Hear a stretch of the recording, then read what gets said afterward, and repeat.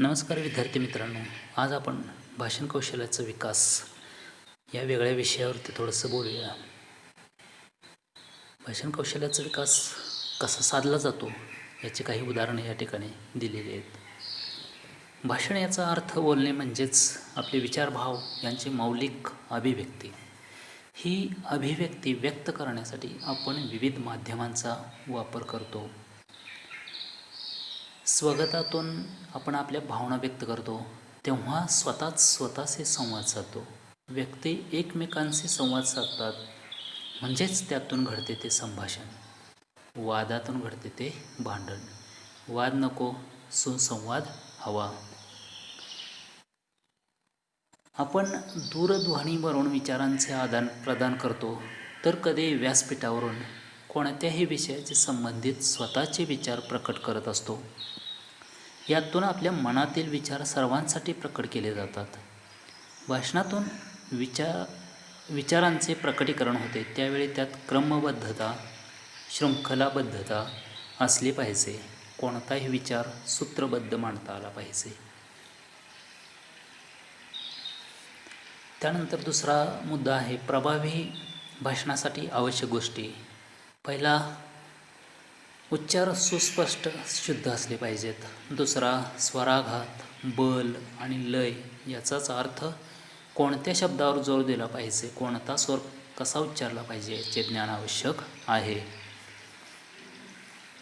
त्यानंतर भाषण करताना भाषणाला लय असले पाहिजे, कोणत्या ठिकाणी थांबले पाहिजे हेही समजणं फार महत्त्वाचं असतं.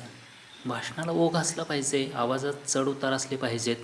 या सर्व गोष्टींमुळे आपल्या भावना श्रोत्यांच्या थेट हृदयाशी संवाद साधतील.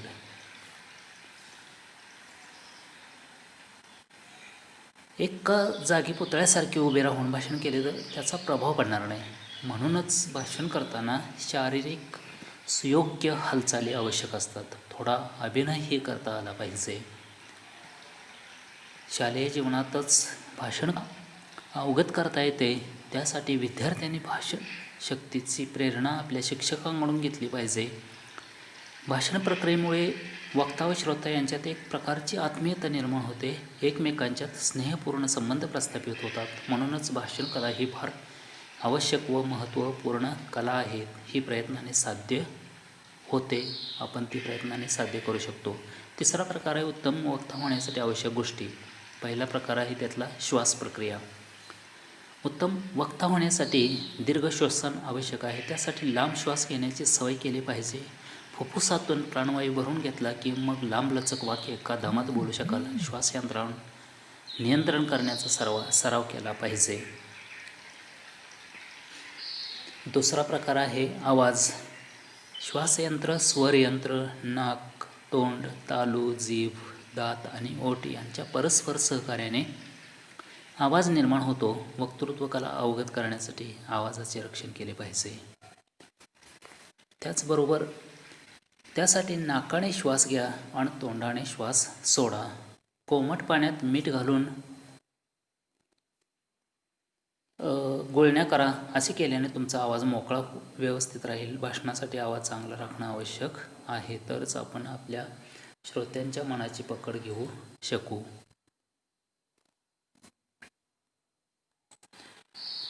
तिसरा प्रकार आहे शुद्ध उच्चारण.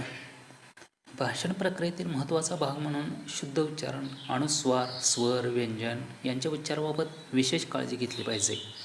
उच्चारात चूक झाली तरी शब्दांच्या अर्थातही बदल होऊ शकतो, हे विसरू नका. अनुनासिक शब्दांचा उच्चार करताना विशेष काळजी घ्या. ऱ्हस्व, दीर्घ स्वरांचा उच्चार करताना योग्य चढउतार आवश्यक आहेत.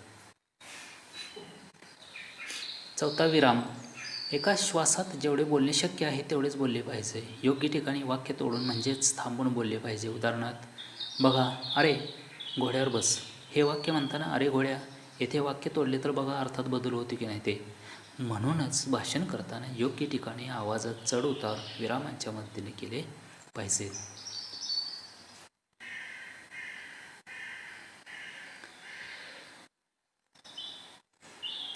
पाचवा, क्रमबद्ध विचार आणि विचारांतील सुसंगती. भाषणातून प्रकट होणारे विचार, व्यक्त होणारी अभिव्यक्ती यांचा एक सुनिश्चित क्रम असला पाहिजे. विचारांची शृंखला हवी.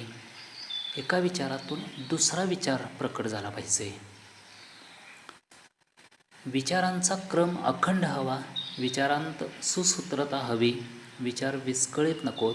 सुसंगत, सुसूत्र, सुगठित विचारच श्रोते सहजगत्या स्वीकारू शकतात. म्हणूनच श्रोत्यावर भाषणाची छाप पाडण्यासाठी क्रमबद्ध सुसूत्र रूपातील अभिव्यक्ती आवश्यक ठरते. ह्या गोष्टी आपण केल्या पाहिजेत. त्याचबरोबर 6वा आहे योग्य अभिनय. भाषण प्रभावी होण्यासाठी मुखमुद्रा आणि हावभाव आवश्यक असतात. वक्त्याचे भाव त्याच्या चेहऱ्यावर प्रतिबिंबित होत असतात. प्रसन्नता, क्रोध, आनंद, लाचारी, उदासीनता यासारखे भाव तुम्ही शब्दातून प्रकट करत असता, तेव्हा ते तुमच्या चेहऱ्यावरही प्रकट झाले पाहिजे. हे योग्य अभिनयाचं एक छोटंसं उदाहरण आहे. तुमचा चेहरा म्हणजे तुमचा आरसा असतो. आरसा जसे आहे तसे प्रतिबिंबित करतो, तो खोटे बोलत नाही. म्हणूनच तुमचे विचार तुमच्या चेहऱ्यावर प्रतिबिंबित झाले पाहिजेत. भाषण करता तुमचा चेहरा भावशून्य, विकारशून्य असता कामा नये. मुद्राभिनयाबरोबरच शरीराची सुयोग्य हालचाली झाली पाहिजे. अनावश्यक हालचाली मात्र टाळल्या पाहिजेत. अशा हालचालीमुळे तुमचे बाजूला पडतात आणि तुमचे भाषण हास्यास्पद ठरते. अभिव्यक्ती अभिनयातून अधिक यशस्वीपणे केली जाते. वक्ता अभिनयाने श्रोत्यांना आपल्याकडे आकर्षित करू शकतो. इतकेच नाही तर तो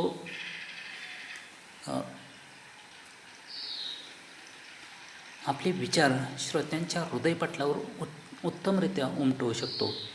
आपला अभिमान संयमित होतो का हे पाहण्यासाठी श्रोत्यांकडून अभिप्राय मिळवण्याची वाट पाहू नका, तर ते स्वतः आरशासमोर उभे राहून निरीक्षण करा. तुमचे भविष्य तुम्ही शोधू शकता आणि त्यात सुधारणा तुम्ही करू शकता. धन्यवाद विद्यार्थी मित्रांनो.